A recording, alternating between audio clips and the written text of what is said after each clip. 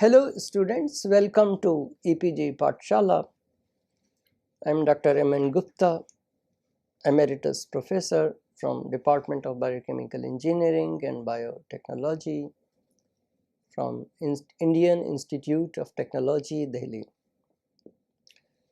Today we are going to talk on passive transporters, ionic channels, and a disease called cystic fibrosis from paper Structure and Function of Biomolecules 2. We discussed active transport in detail. In this module, we will describe two important examples of passive but facilitated transport systems, and we will see what essentially is the difference between facilitated transport and the active transport. We follow it up with discussion on ion channels. The medical relevance of membrane transport will be illustrated by pointing out two examples. One is glucose transport, which is under insulin control, and a medical condition called cystic fibrosis. So the objective of this module are to learn about various transporters of glucose with emphasis on glucose transporter of erythrocyte as an example of facilitated transport. We will also learn about the role of the bicarbonate anion and chloride anion exchanger protein in the transport of CO2 from the blood to the lungs. To learn about ionic channels and their importance in membrane transports, and finally to understand how a defect in chloride ion channel can cause cystic fibrosis. So the concept map is about the two types of membrane transport in this module: facilitated transport and ion channels. Facilitated transport illustrated by the GluT1 transporter and bicarbonate chloride anion exchanger, and the ion channel illustrated by cystic fibrosis. Membrane transport encompasses diverse biological phenomena, and it is not possible to discuss all transport systems. When we discussed ATPases, we referred to how reverse action is possible for ATP formation. At the same time, many transports are driven by other energy forms like PEP, which is another high energy compound, sodium motive force, and even light. Transport is also involved in nerve function and many signal transduction mechanisms. In this module, the emphasis is to illustrate some important examples about the relevance of membrane transports to diverse basic biological processes and some diseases. The glucose transporter of erythrocytes is an example of passive transport. Erythrocyte metabolism requires that they continuously get glucose supply from blood plasma, which is nearly constant at around 4.5 to 5 millimolar concentrations. The transporter facilitates glucose entry into erythrocytes by enhancing its rate 50,000 times over just diffusion controlled rate. This transporter is different from glucose transporters in other tissues and is called GluT1. It's an integral membrane protein of 45 kilodalton molecular weight with 12 membrane spanning helices. It is these helices which form a channel with hydrophobic inner surface for glucose to pass, forming transient H bonds, hydrogen bonds, during its movement. Glucose transport via GluT1 follows Michaelis-Menten kinetics, with the rate of entry having a saturation kinetics at high glucose concentration. Given the blood plasma concentration, GluT1 operates at Vmax most of the times. GluT1 is specific for glucose with Kt equal to 1.5 millimolar. The specificity is not absolute, but Kt for mannose, D-mannose is 20 millimolar, which is much higher, and 30 millimolar for D-galactose, even higher. In liver, another transporter, GluT2, facilitates glucose transport out of hepatocytes. Glucose is produced here by glycogenolysis. Muscle and adipose tissues have GluT4, which is controlled by insulin level. Insulin release exposes GluT4 on all surface membranes, thereby increasing the glucose uptake by more than 15-fold.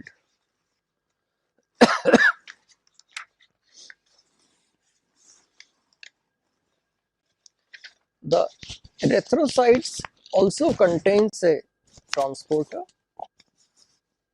which is another one which carries out facilitated transport. This anion exchanger, called the chloride bicarbonate exchanger, enables erythrocytes to pick up carbon dioxide from blood plasma and carry it to the lungs. The CO2 is of course released in the blood from respiration in tissues such as muscle and liver. In erythrocytes, CO2 forms bicarbonate anion, bicarbonic anhydrase. The high turnover of carbonic anhydrase reflects the importance of this step. The bicarbonate anion is now released back by the erythrocytes into the blood. The benefit for this arises from the fact that the bicarbonate anion is more soluble in blood plasma than carbon dioxide gas.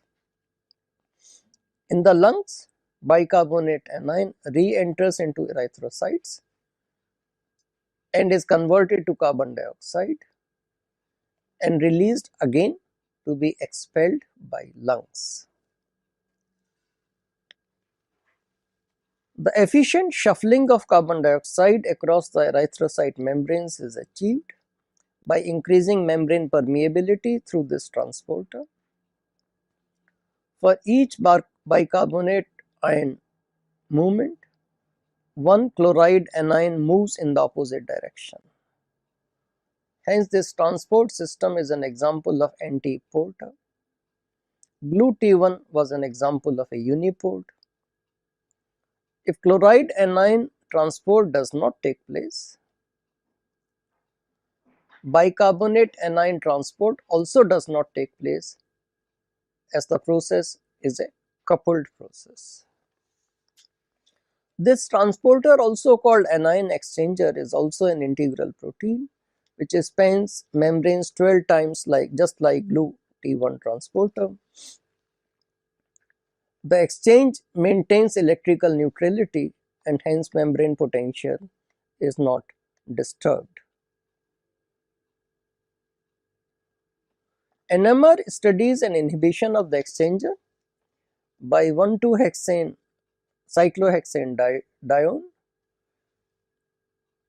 Diene indicates that anion binding causes conformational change, resulting in exposure of the binding site to opposite faces of the membrane.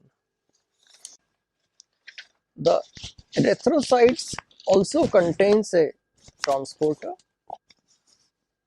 which is another one which carries out facilitated transport. This anion exchanger, called the chloride bicarbonate exchanger, enables erythrocytes to pick up carbon dioxide from blood plasma and carry it to the lungs. The CO2 is of course released in the blood from respiration in tissues such as muscle and liver.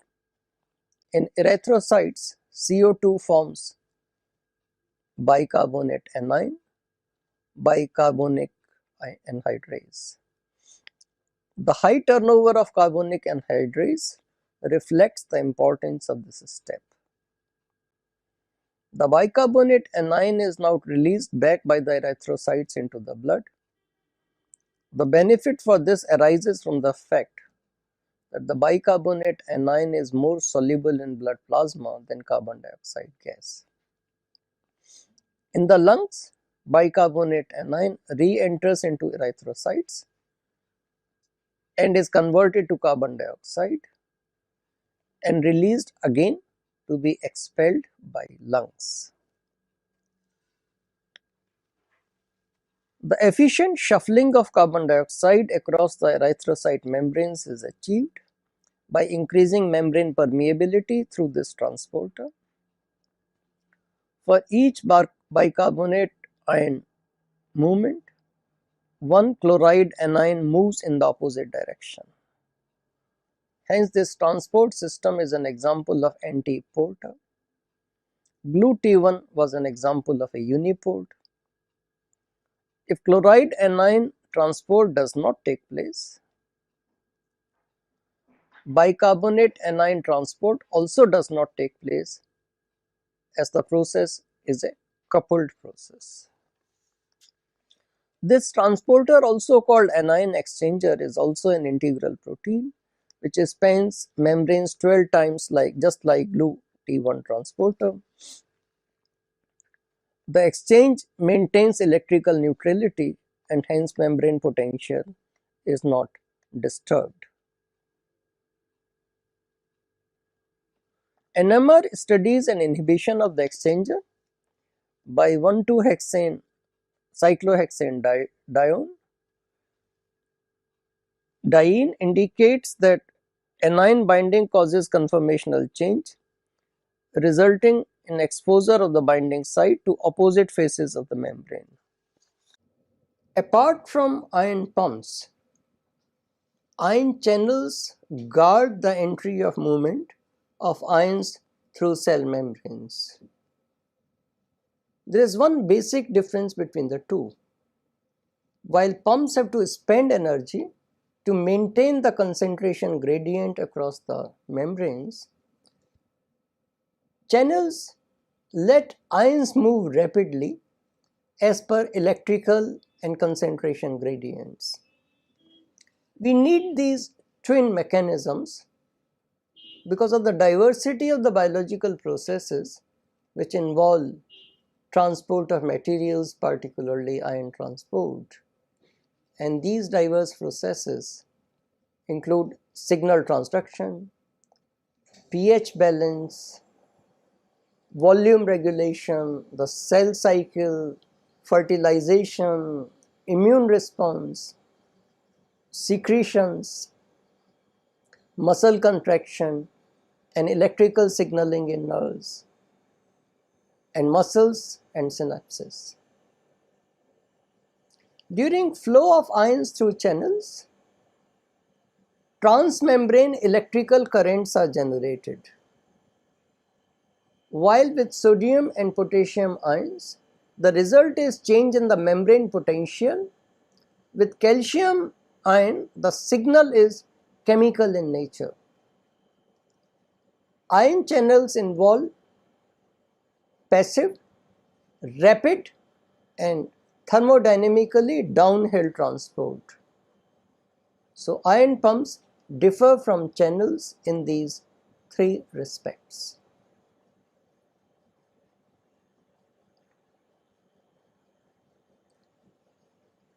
A distinctive feature of an ion channel is that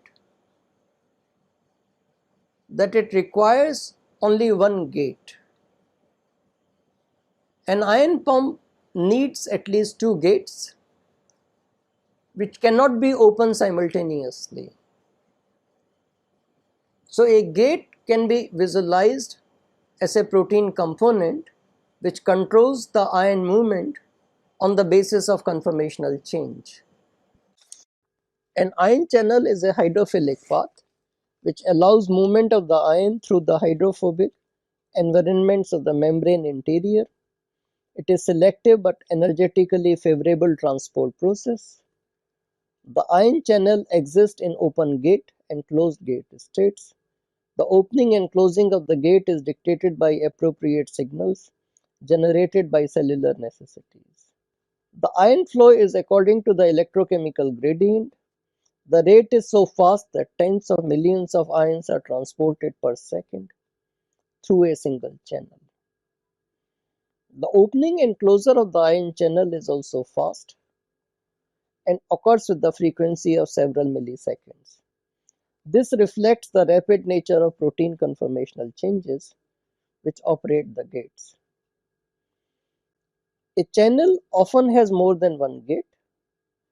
In such cases, all gates must be open for the transport of the ions to take place. For example, ion channels for sodium ion, potassium ion and calcium ions have two gates. Both gates must be open for transport of these ions. This is not to be confused with the way gates operate in case of ion pumps. Those gates cannot be opened simultaneously. In case of channel, the multiple gates have to be in open position simultaneously. High resolution X-ray and some functional measurements have confirmed the above picture, which distinguishes pumps and channels. If a pump starts functioning like an ion channel, even for a small fraction of a second, the result will be catastrophic for the cellular functions. The gates thus have a fail-safe mechanism inbuilt in their function.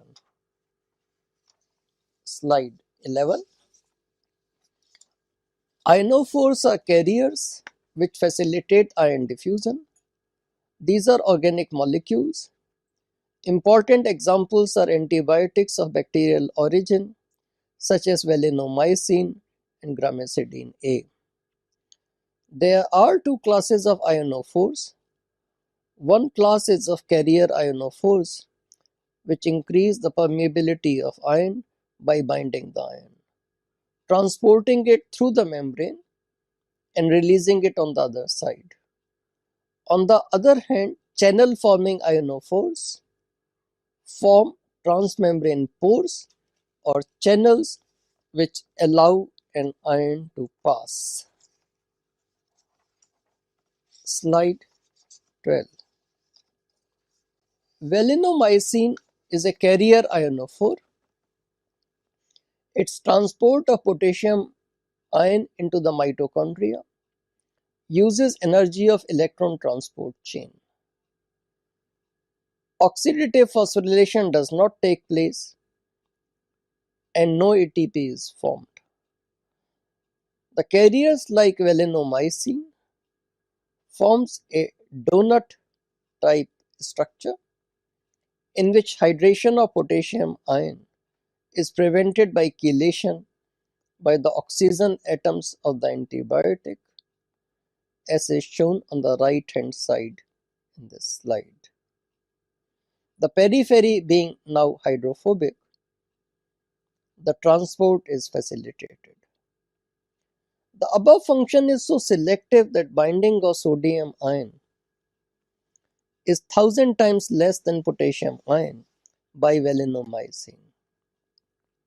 The hydration-free energy of sodium ion is minus 72 kilocalories per mole, and that of potassium ion is 55 kilocalories per mole only. So valinomycin competes less effectively with water for sodium ion. Valinomycin as a carrier ionophore has a good turnover and transports potassium ion many times per second, returning each time to surface to pick up a new potassium ion. High flexibility of valinomycin makes this a facile process. Slide 30. Gramicidine A is a 15 amino acid residue long peptide with alternate L and D amino acids. All amino acids are hydrophobic with both N and C terminals being blocked. X-ray diffraction studies have revealed that the gramicidine A exists as a dimer with head-to-tail joining. The result is a 4-angstrom diameter helical channel for sodium and potassium ion movement. The hydrophobic amino acids allow formation of the nonpolar exterior in contact with membrane structures. Ions enter and diffuse to the other side. In this mechanism, the channel former does not move. Ionophores are carriers which facilitate ion diffusion. These are organic molecules. Important examples are antibiotics of bacterial origin such as valinomycin and gramicidine A. There are two classes of ionophores. One class is of carrier ionophores, which increase the permeability of ion by binding the ion, transporting it through the membrane and releasing it on the other side. On the other hand, channel-forming ionophores form transmembrane pores or channels which allow an ion to pass. Valinomycin is a carrier ionophore. Its transport of potassium ion into the mitochondria uses energy of electron transport chain. Oxidative phosphorylation does not take place and no ATP is formed. The carriers like valinomycin forms a donut type structure in which hydration of potassium ion is prevented by chelation by the oxygen atoms of the antibiotic, as is shown on the right hand side in this slide. The periphery being now hydrophobic, the transport is facilitated. The above function is so selective that binding of sodium ion is 1000 times less than potassium ion by valinomycin. The hydration-free energy of sodium ion is minus 72 kilocalories per mole, and that of potassium ion is 55 kilocalories per mole only. So valinomycin competes less effectively with water for sodium ion. Valinomycin as a carrier ionophore has a good turnover and transports potassium ion many times per second, returning each time to surface to pick up a new potassium ion. High flexibility of valinomycin makes this a facile process. Gramicidine A is a 15 amino acid residue long peptide with alternate L and D amino acids. All amino acids are hydrophobic with both N and C terminals being blocked. X-ray diffraction studies have revealed that the gramicidine A exists as a dimer with head-to-tail joining. The result is a 4-angstrom diameter helical channel for sodium and potassium ion movement. The hydrophobic amino acids allow formation of the nonpolar exterior in contact with membrane structures. Ions enter and diffuse to the other side.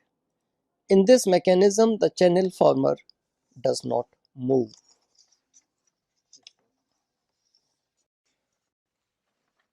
The two kinds of ionophores, carriers and channel formers, can be distinguished experimentally. This is done by measuring ionic conductance of a synthetic bilayer of lipids as models. The ionic conductance is measured as a function of temperature. The temperature range is around the transition temperature of the lipid, at which lipid bilayer becomes highly fluid. In case of channel formers, membrane fluidity does not matter. On the other hand, a carrier ionophore has to move through the membrane. Its movement is affected by the membrane fluidity. The data shown here was obtained with valinomycin as a carrier and gramicidine as channel former. Conductance measurements have shown that a channel is open for about 1 second. The opening and closure are spontaneous processes. The channel is selective towards monovalent cations and does not allow either divalent cations or even other monovalent anions. More than 10 to the power 7 ions move across a channel per second. That is only 10 times less than free diffusion in the water. On the other hand, the carriers transport ions less than 10 raised to the power 3 ions per second. Spectroscopic and X-ray diffraction studies indicate that the dimer is in equilibrium with the monomer. The pore formed only by the dimer is lined with carbonyl groups of the channel former. The alternate L and D configurations are necessary in this design to place the hydrophobic side chains outside. The coordination of the moving cation by the carbonyl groups is transient at each step of the movement. The ions and many small molecules pass from one cell to another in prokaryotes and eukaryotes via large aqueous channels which are part of the gap junctions. Revel and Karnowski discovered gap junctions as discrete clusters in plasma membranes of the connected cells. The central lumen, the hole, of gap junctions is of 20 angstrom diameter. The density of the channels in the gap junction is 28,000 per micrometer square. The centers of the neighboring channels are about 85 angstrom apart. It was Werner Lowenstein who in 1964 used the fluorescent molecules to find that polar molecules of less than 1 kilodalton can pass through channels of the gap junctions. Such channels are formed by 12 molecules of a 32 kilodalton protein connexin. A cell-to-cell channel remains open from seconds to minutes. Calcium ions, protons, and many hormones regulate the opening and closure of the channel in a cooperative process. The cells also need to transport larger molecules. These transports follow very different mechanisms. One such mechanism is exocytosis. Many proteins, hormones, and neurotransmitters have to move out of the cell. These pass through cell membranes into the extracellular space by exocytosis. In exocytosis, such molecules fuse with the plasma membranes in the constitutive secretory pathway. Golgi releases vesicles which include these molecules and fuse with the membranes. All cells have this pathway. In cells which are involved in this rapid release of molecules, in response to stimulus such as insulin or digestive enzymes by pancreatic cells, neurotransmitters by nerve cells. In such cases, these molecules are also stored in secretory vesicles by budding from trans-Golgi network. Coated vesicles are so called as these have specific proteins on their cytosolic surfaces. Clethrins coat vesicles involved in transport of molecules from Golgi to plasma membrane and from plasma membrane into the cell. COP1 and COP2 are also involved in transport within Golgi compartments and from Golgi to rough endoplasmic reticulum. Endocytosis is the process in which macromolecules from outside the cells are transported into the cells. The material is first enclosed by local portion of the membrane. Invagination and pinching off to form intracellular vesicles follows. Phagocytosis is a subclass of endocytosis in which even larger entities such as bacteria or cell debris enter cells as bigger vesicles called phagosomes. Here the initial step of engulfing usually requires a specific cell receptor, while blood cells such as macrophages, neutrophils use phagocytosis for cellular protection. Phagosomes fuse with lysosomes to be destroyed. Small, uncharged or hydrophobic moieties, water, carbon dioxide, oxygen, many other gases, urea, ethanol, and steroids. Such moieties can cross the membranes by simple diffusion. This does not normally require involvement of any integral protein as a transporter or carrier, nor it involves any specificity. In such cases, diffusion rates are driven by concentration gradient of that particular molecule across the membrane.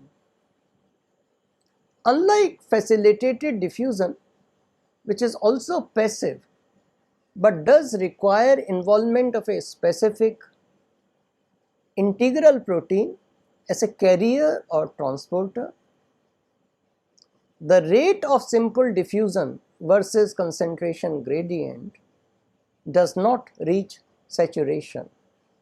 Water has been mentioned as a molecule which can travel across membranes by simple diffusion. That is true in case of most of the cell membranes. Many cells, however, require rapid transport of hydrogen molecules across their membranes. Examples of such cells are erythrocytes and cells of the kidney. Water is a neutral molecule of small size and is normally present in high concentrations in most of the cells. In these special cells, water movement is crucial and needs a channel protein.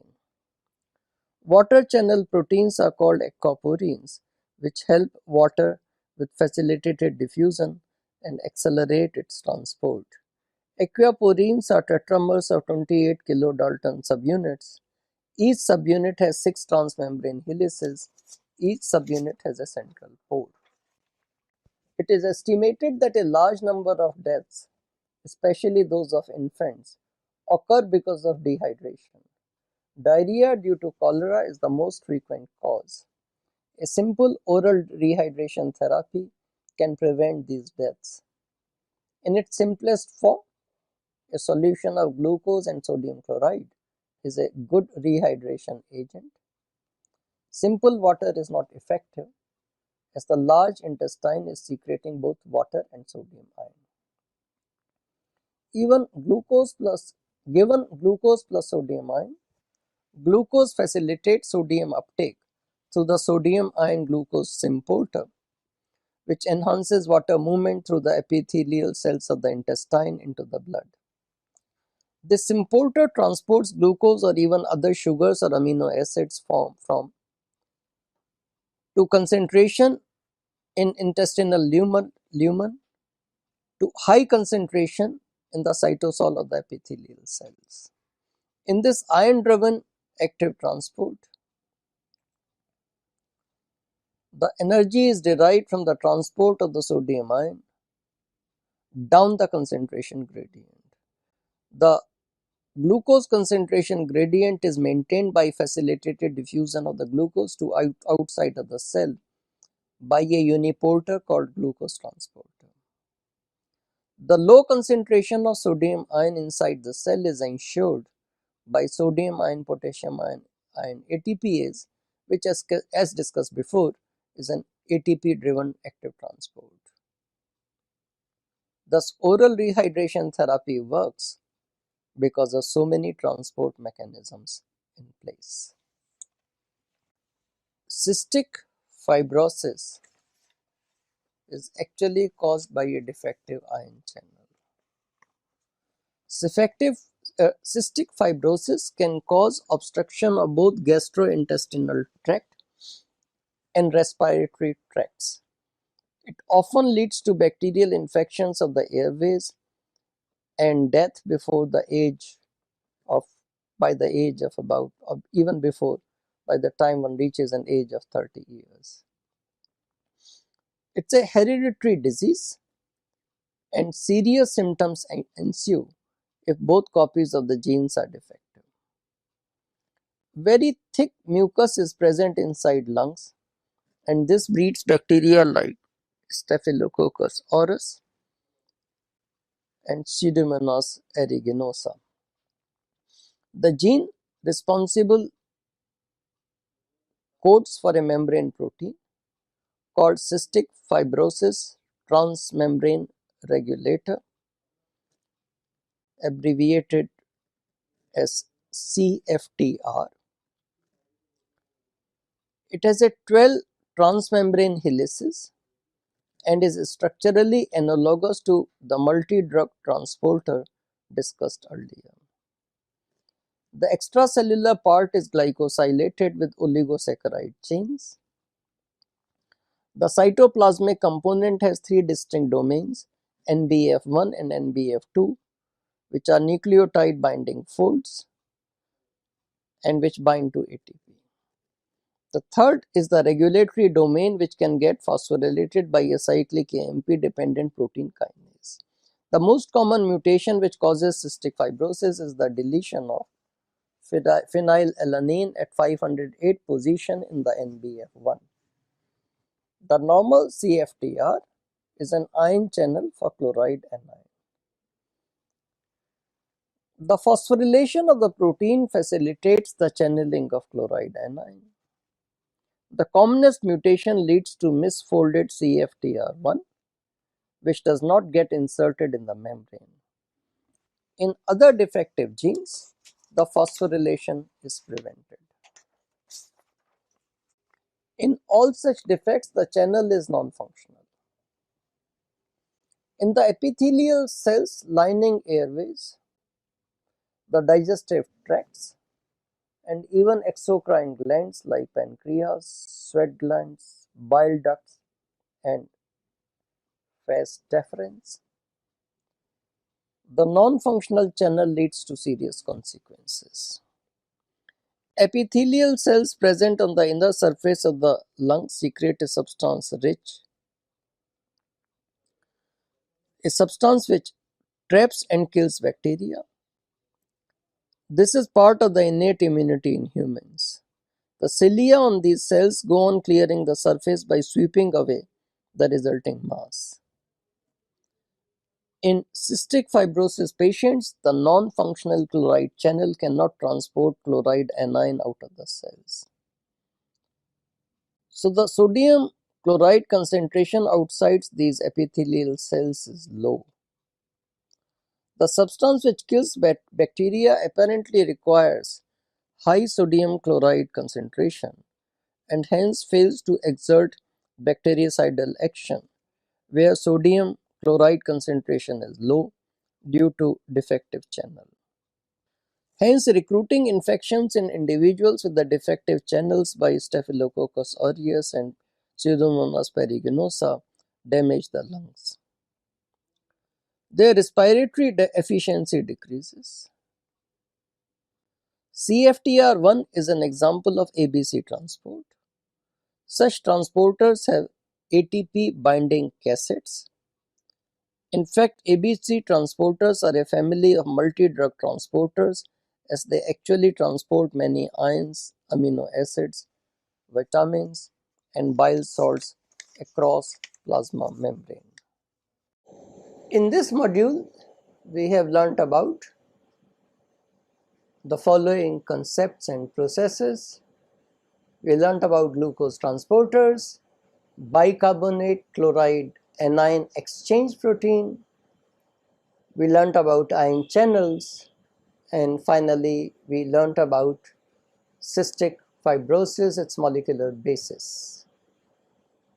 While small lipophilic molecules can easily pass through membranes, hydrophilic or charged molecules require mediated transport. Passive transport by facilitated diffusion, primary active transport, which is ATP driven, and secondary active transport, which is ion driven, are various modes to achieve that. The discussion on oral rehydration therapy and cystic fibrosis illustrated how important role membrane transport plays in diverse biological processes. Thank you.